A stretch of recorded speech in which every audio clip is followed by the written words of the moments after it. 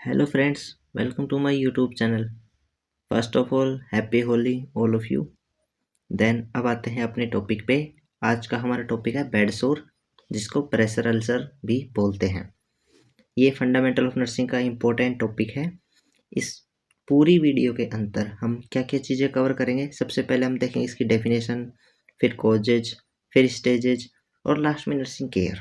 तो चलिए शुरू करते हैं। सबसे पहले आती है इसकी डेफिनेशन कि प्रेशर सोर, प्रेशर अल्सर या फिर बेड सोर होता क्या है।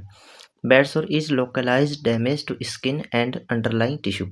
बेड सोर एक लोकलाइज्ड डैमेज है स्किन में और अंडरलाइंग टिश्यू में, जो कोज होता है बाई प्रोलॉन्ग प्रेशर, यानी कि लंबे टाइम तक प्रेशर ओवर बोनी प्रोमिनेंस। जो बोनी प्रोमिनेंस होते हैं उनके ऊपर अगर लॉन्ग टाइम से प्रेशर आता है तब ये कोज होता है क्या, बेड सोर। ऑल्सो कोल्ड प्रेशर अल्सर और डिक्यूबाइटस अल्सर, यानी कि इसका दूसरा नाम प्रेशर अल्सर या डेक्यूबाइटस अल्सर भी है। उसके बाद आते हैं कॉमन साइट्स, यानी कि प्रेशर सोर कहाँ कहाँ पे मोस्टली होता है।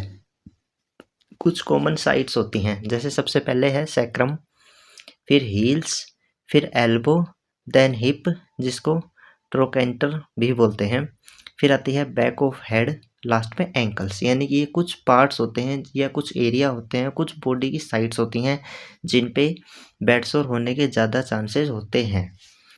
देन उसके बाद में आती है कोजेज, यानी कि बेड सोर होने के पीछे क्या क्या कोजेज होते हैं, क्या क्या कारण हो सकते हैं। सबसे पहले आता है प्रोलॉन्ग प्रेशर, यानी कि लॉन्ग टाइम से प्रेशर।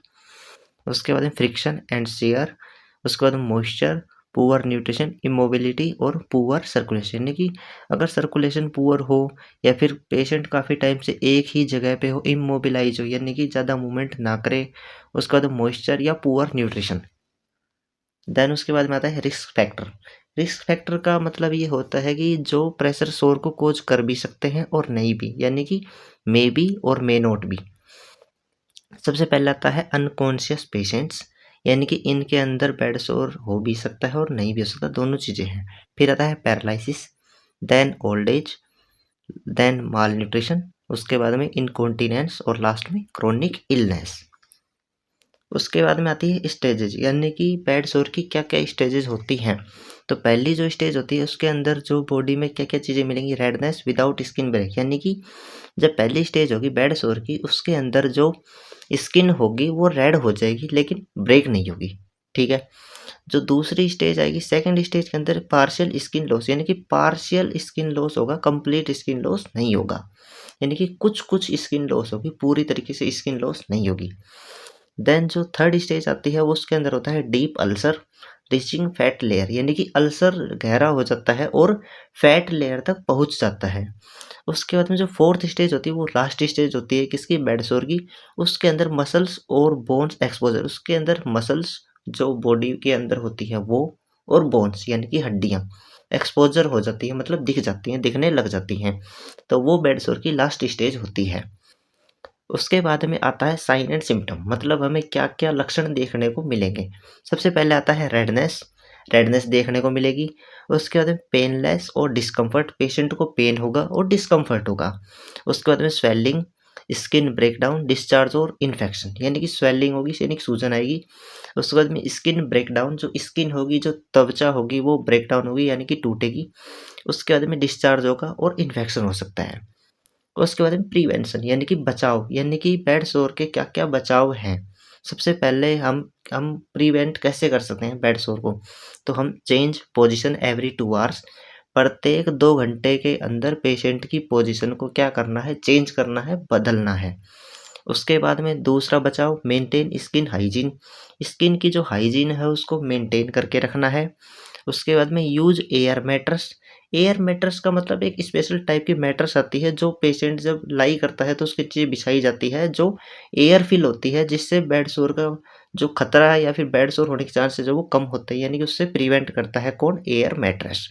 उसके बाद में एडिक्वेट न्यूट्रिशन एंड हाइड्रेशन, यानी कि पर्याप्त पेशेंट को न्यूट्रिशन देंगे और हाइड्रेशन मेंटेन रखेंगे। उसके बाद में कीप स्किन ड्राई, स्किन को हमेशा ड्राई रखेंगे, सूखा रखेंगे। अगर उसको हम मॉइस्चर रखेंगे, अगर थोड़ी बहुत नमी रहेगी तो उससे बेड सोर के चांसेस बढ़ जाएंगे।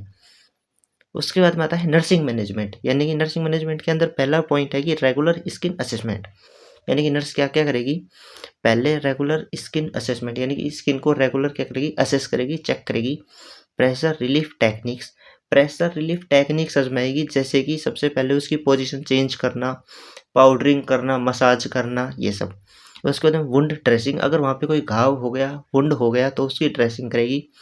उसके बाद में मेंटेन न्यूट्रिशन, पेशेंट का न्यूट्रिशन क्या करेगी, मेंटेन करेगी। उसके बाद में patient and family education, last के अंदर पेशेंट को और उसके जो फैमिली मेंबर या फिर जो उसके रिलेटिव हैं उनको एजुकेट करेगी। उसके बाद में नर्स का रोल क्या है बेड सोर के अंदर, सबसे पहला है अर्ली आइडेंटिफिकेशन ऑफ रिस्क, यानी कि जल्दी पहचान करेगी किसकी, रिस्क की। उसके बाद में डॉक्यूमेंटेशन, उसके बाद में patient positioning, infection prevention, health education, यानी कि अर्ली आइडेंटिफिकेशन कर लिया रिस्क का। उसके बाद में डॉक्यूमेंट करेगी जो भी चीज़ें उसको फाइंडिंग वगैरह मिली है उनको। उसके बाद में पेशेंट की पोजीशन वगैरह असेस करेगी, उसको चेंज करेगी। उसके बाद में इन्फेक्शन प्रिवेंशन देखेगी उस एरिया में। उसके बाद में हेल्थ एजुकेशन, यानी कि प्रॉपर वहाँ पे हाइजीन मेंटेन रखेगी जिससे कोई भी इन्फेक्शन ना हो। उसके बाद में पेशेंट को हेल्थ एजुकेशन देगी। उसके बाद में एग्जाम ट्रिक्स, एग्जाम ट्रिक के अंदर मतलब कि बेड सोर के अंदर से क्या पूछ सकते हैं कि इससे हम कैसे प्रिवेंट कर सकते हैं या इससे कैसे बचा जा सकता है। सबसे पहले आता है कि too early position change is की प्रिवेंशन। की प्रिवेंशन का मतलब ये है कि एक बिल्कुल ज़रूरी या फिर सबसे इम्पोर्टेंट प्रिवेंशन है क्या, टू अर्ली पोजीशन चेंज करनी है, यानी कि प्रत्येक 2 घंटे में पेशेंट की पोजीशन चेंज करनी है बेड सोर से बचने के लिए। यह एक बहुत ही ज़रूरी चीज़ है, किसकी, नर्स का काम है बेड सोर से बचाने के लिए। नंबर 2 पे कॉमन साइट सैक्रम, यानी कि ये क्वेश्चन भी पूछा जा सकता है कि बेड सोर की कॉमन साइट कौन सी होती है, मोस्ट कॉमन साइट होती है सैक्रम।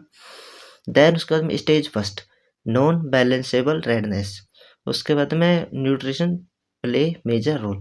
स्टेज फर्स्ट में क्या होता है, स्टेज फर्स्ट में नॉन बैलेंसेबल रेडनेस होती है। उसके बाद में न्यूट्रिशन जो होता है वो मेजर रोल क्या करता है, प्ले करता है। उसके बाद में थैंक यू, मिलते हैं ऐसी ही एक और अन्य इंफॉर्मेटिव वीडियो के साथ में।